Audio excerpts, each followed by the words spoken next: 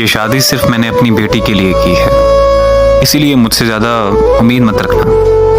वो उसे अपने बेड पर रिवायती दुल्हनों की तरह बैठे देखकर नागवारी से बोला, तुमने ये सोचा होगा कि तुम मुझसे शादी करके मुझे हासिल कर लोगी, तो ये भूल है आपकी, क्योंकि मेरे दिल में सिर्फ मेरी पहली बीवी बसती है।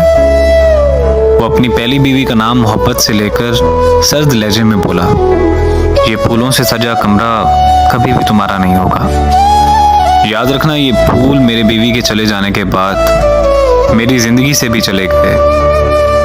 अब सिर्फ कांटे ही कांटे रह गए हैं मेरी जिंदगी में।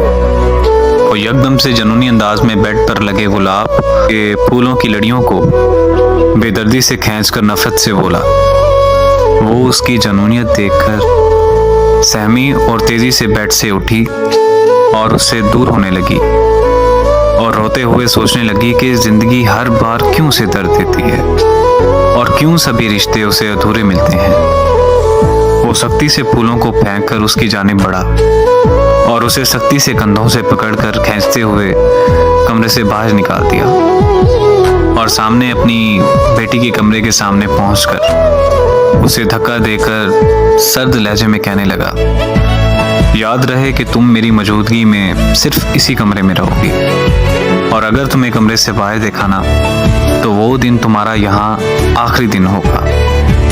कंधों पर गिरफ्त सख्त करता वो नफरत से उसे देखते हुए कहने लगा। उसे उसके खूबसूरत सरापे को देखकर भी उसे कुछ फील नहीं हो रहा था, और कैसे होता, वो एक पत्थर दिल इंसान था।